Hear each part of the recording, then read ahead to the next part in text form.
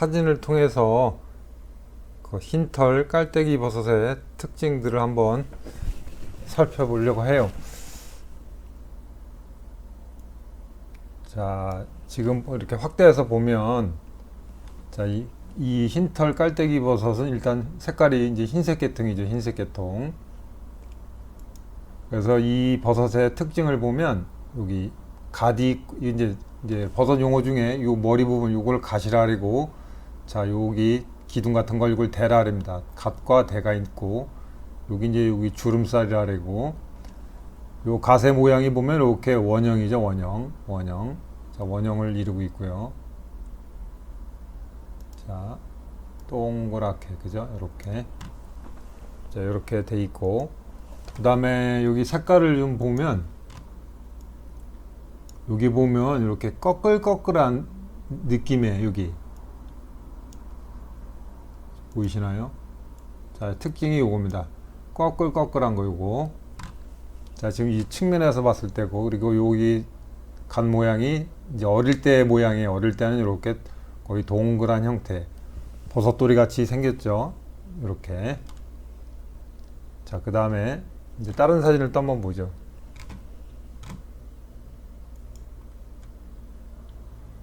자, 이번에는 이제 이런 모습이에요. 또 이렇게. 자, 이것도 이렇게 원형 형태고, 자, 까끌까끌한 이렇게 느낌이 모습이 보이죠. 자, 이런 모습도 봤고요. 자, 그 다음에 이제 위에서 본 모습이에요. 위에서. 아까 밑에서 봤을 땐 동그랗는데 약간 종 모양, 그죠? 종 모양의 이렇게 형태를 띠고 있어요. 위에서 보면. 그러면서도 여기 빗살 같이 이렇게 좀 갈라져 있죠. 갓 부분에는. 자, 이렇게 눈에 좀 많이 익히고요. 다른 화면을 또 보면, 자, 요거는 이제 이 흰털 깔때기 버섯은 단독으로 나는 것보다도 이렇게 무리 지어서, 자, 이런 식으로 납니다. 그래서 독버섯하고 이렇게 혼란될 소지는 별로 없어요. 그래서 이런 버섯이 쫙 깔려 있다면, 자, 이 흰털 깔때기 버섯이 거의 확실할 겁니다. 자, 그 다음에 요거는 조금 여기 지금 좌측에 보면 요거는 좀 어릴 때 모습이고, 이 갓이 나중 되면 이제 커지면서 원형 형태에서 이렇게 만두 피 마냥 이런 식으로 벌어집니다. 그죠? 이렇게 벌어져요. 자, 이것도 어릴 때 좀 모습이죠. 어릴 때. 자, 그 다음에 이제 요거는 이제 동그란 상태에서 조금 더 커져가지고 여기 주름살 모양이 이런 식으로. 요 가생이 부분에는, 그죠? 여기 희끗희끗한 이 느낌의 이 털이 나죠. 여기 허연 털실 같은 거. 자, 여기 특징이 있어요. 여기 털실 같이 이렇게 보이죠? 이렇게. 그 다음에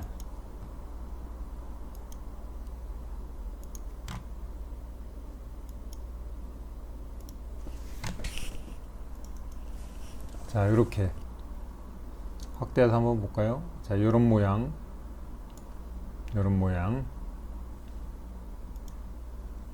자, 이렇게 물이 져서 안 되는 거 특징이. 자, 어릴 때 제가 볼 때는 요 정도 상태일 때가 제일 좋아요. 그래서 지금 약 어릴 때 크고, 나중에 가서 이게 진짜 퍼지면은 색깔도 흰색에서 그 만두 쪘을 때 그런 누리끼리한 색으로 변합니다. 모양도 이렇게 더 벌어져 있고. 네, 이번엔 흰털 깔때기 버섯 한 3가지로다가 제가 알고 있는 거 한번 정리 한번 해볼게요. 자, 첫 번째가 이제 채취 시기인데, 이 흰털 깔때기 버섯은 보통 채취 시기가 8월 10일경 요때 제 경험상 보면 한 10년 정도 해봤는데 8월 10일경쯤에 요때 막 나오더라고요. 그래서 원래 예전에는 이때 버섯이 없다고 생각을 했는데, 여름에 이제 휴가 때 계곡에 갔다가 이제 잠깐 산에를 올라가 봤는데 궁금해서 이 버섯이 나오더라고요. 그래서 이게 늦게 나오는 게 아니라 8월 10일경 부근, 요것도 이제 나올 보통 이때 나오고, 작년 같은 경우 2018년도 같은 경우에는 뭐 거의 버섯이 전멸하다시피 했죠. 비가 안 와가지고. 자, 그런 예외적인 거를 제외하면 8월 10일경 그때쯤 돼서 비가 뭐 한 이틀 연장 오는 경우가 있어요. 그때쯤 되면 비가 그치고 나서 그때 산으로 쳐들어가면 이 흰털 깔때기 버섯을 볼 수가 있습니다. 그래서 이것도 나는 시기가 뭐 9월까지 나는 게 아니고, 제 경험상 보면 8월 10일에서 그 20일 사이에 한번 쫙 핀 다음에 그리고서 싹 없어집니다. 그래서 그 시기를 좀 잘 맞춰야 될 것 같아요. 자, 두 번째는, 자, 그럼 이 깔때기 버섯을 찾아야 되는데 그 자생지를 한번 지도를 통해서 제 경험담을 한번 얘기해 볼게요. 자, 자생지를 찾는 문제인데요. 자, 기본적으로 본인들이 알고 있는데 가보면 뭐 찾을 수 있겠지만, 내가 아무것도 모르는 지역을 간다고 했을 때, 자, 그거를 기준으로 한번 설명을 드려 볼게요. 지금 여기가 저도 어느 지역인지 모릅니다. 그러면 내가 만약에 깔때기 버섯을 찾아간다고 할 때 어디를 가야 될지도 고민이 되겠죠. 어디에 날지 판단이 안 되죠. 자, 그래서 저도 여기 어느 지역인지 모르는데 제 기준으로다가 한번 설명을 드려볼게요. 제가 향 얘기를 했는데, 능선이, 자, 지금 이 지도를 보면 이거는 주능선이 남북으로 뻗어 있는 거죠. 그죠? 그럼 이쪽이 동이 되고 여기가 서가 되는 거고, 자, 요런 경우 케이스를 보면, 자, 요거는 주능선이 동서로 뻗어 있죠. 그죠? 그럼 이쪽 앞쪽이 남향이 되고, 요 능선 건너편이 북쪽이 되겠죠. 자, 그래서 만약에 여기를 이쪽 부근을 간다면 일단은 남향은 제외하고, 그죠? 능선 넘어 이쪽 북쪽이죠. 북쪽. 자, 여기서도 요거는 또 남북으로 뻗었네. 그죠? 자, 요 능선을 봤을 때, 동서로 뻗었을 때 요 뒤쪽 면. 자, 제가 볼 때는 일단 공략 포인트는 이쪽이라는 얘기죠. 그 다음에, 자, 여기에 보면 이렇게 분흥선이 올라오죠. 분흥선이. 자, 분흥선이 이렇게 올라오고 있습니다. 자, 그러면 이 능선에서도 이 바닥에서, 골짜기에서 보면 여기가 고점이 되고 여기가 바닥이 저점이 되겠죠. 자, 이때 분흥선이 올라올 때, 여기 분흥선이 두 개가 있다고 지금 가정을 하면, 자, 이렇게 보시면 여기에 또 소나무 군락지가 보이죠. 여기 녹색으로.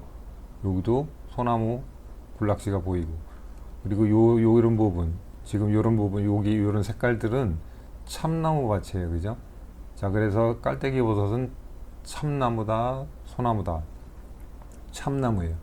자, 그래서 이런 소나무가 있는 지역을 일단 또 배제. 그러다 보면 이 중간에 있는 이 부분이 공략 포인트가 되는 거예요. 참나무 밭. 그러면 여기도 보면 능선이 두 개가 있을 때 이 중간에가 이제 골짜기가 되겠네. 그죠? 그럼 골짜기로 보면 여기가 바닥이고, 이 분흥선을 봤을 때 여기가 고점이면, 자, 여기 바닥이 아니라 여기 요 분흥선 올라오는데, 여기서 기준으로 바닥에, 여기 요 바닥 기준으로 요 분흥선의 고점을 봤을 때 7, 8부 정도. 그러니까 여기 분흥선을 따라서, 그죠?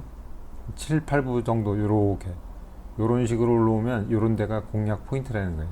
이 바닥보다는, 여기 밑에보다는, 2, 3부보다는 요런 식으로.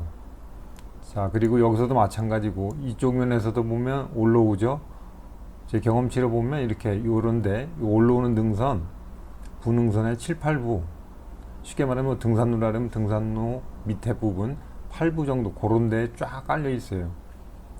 다만 이것도 여러 가지 조건이 맞아야 되는 거죠. 여기에 갔더니 지형이 무슨 돌산이라든가 이러면은 뭐 답 없죠, 그때는. 자, 그래서 기본 포인트는, 자, 일단은 남향. 자, 남향은 제외를 하고 건너편 북향. 그래서 이 주능선이 동서로 뻗은 쪽에 있는 능선의 뒷면을 뒤지는 게 유리합니다. 이쪽 이런 식으로, 여기 만약에 주능선이 남북으로 뻗었다리면 해가 어느 쪽이 더 강할까요? 아침에 이쪽에 해를 받죠? 해가 이쪽으로 넘어가니까. 그죠? 아마도 그럴 때는, 만약에 있다고 가정하면 이쪽이 더 가능성이 높다고 생각이 되네요. 자, 그래서 뭐 꼭 있다 없다 제가 뭐 확신을 내는 게 아니고 경험치로 보면, 자, 요거 같은 경우에도 지금 동서죠. 동서. 그러면 여기를 본다면 여기 소나무 군락지죠. 여기 소나무하고 소나무 사이에 요런 포인트, 여기 참나무 요런데, 여기 분홍선으로 요런 데가 공략 포인트가 된다는 겁니다. 제 경험치 기준으로 다 말씀드린 겁니다. 그래서 본인들이 그런 그 깔때기 버섯을 한번 경험을 했을 때 그 장소를 위성 사진으로다가 한번 비교를 해보세요. 그러다 보면 그 데이터가 축적이 되다 보면 공통점이 나옵니다. 자, 그래서 지금은 이제 깔때기 버섯을 가지고서 했기 때문에 이제 조금 좀 제한된 면이 좀 있는데, 뭐 능이버섯도 마찬가지고 또는 뭐 보라쌀이 버섯 같은 거도 제가 과거 몇 년 동안 그 딴 지역의 공통점들을 다 취합을 해서 데이터를 모아 보니까 어떤 결론에 나와요. 그게 뭐 100% 맞지는 않지만 그래도 가능성이 높다는 거죠. 이런 거 없이 그냥 뭐 무대부 정신으로 그냥 아무데나 막 만약에 아무 생각 없이 이쪽을 뒤졌다, 거의 10중 8구 안 나올 겁니다. 여기 이런 데를 뒤지면 최소한 뒤지더라도 여기 동서뻗은 준흥선 넘어 이런 쪽을 공략하는 게 포인트라는 거죠. 낚시하고 비슷한 것 같아요. 낚시터가 넓은데 뭐 아무데나 던져가지고 넣었을 때 다 잡히는 게 아니라 붕어가 많이 나는 지역이 있죠. 그 고수들 보면 다 그 포인트를 알고 있는 거예요. 이런 형태의 저수지에서는 어느 쪽이 물이 뭐 빠질 때, 들어올 때. 저도 뭐 낚시는 뭐 잘은 못하지만 항상 보면 그런 게 있는 거죠. 그래서 버섯도 공부를 하면 나중에 그런 거 찾을 때 도움이 될 수 있다. 그래서 기본적인 거, 향 보는 거하고 이런 거 한번 설명을 드려봤습니다.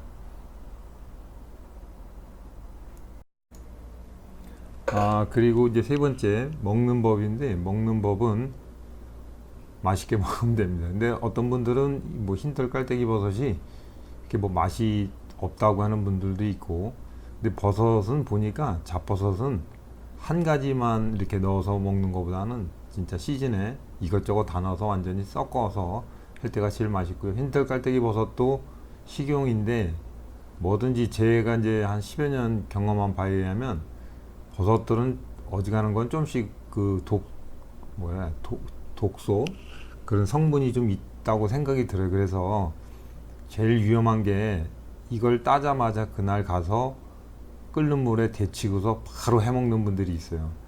제가 볼 때 그게 위험한 것 같아요. 이제 사건 나는 거 보면, 자, 그래서 어떠한 버섯은 예외적으로 뭐 송이나 능이 바로 먹는 것 몇 가지 빼고서는 일반 버섯들은 그날 채취를 해오면 끓는 물에 한 뭐 5분 정도 그 정도 데치고서 찬물에다 셔가지고 하루 정도 찬물에다가 울컥해가지고 하루 동안 한 24시간을 보면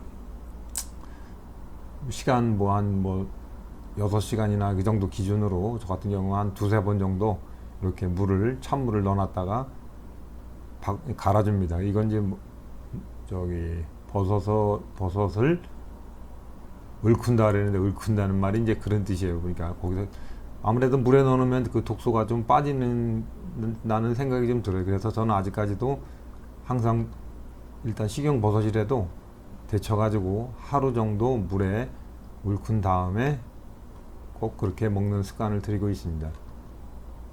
자, 이렇게 해서 깔때기에 대해서 제가 한번 설명을 해봤습니다.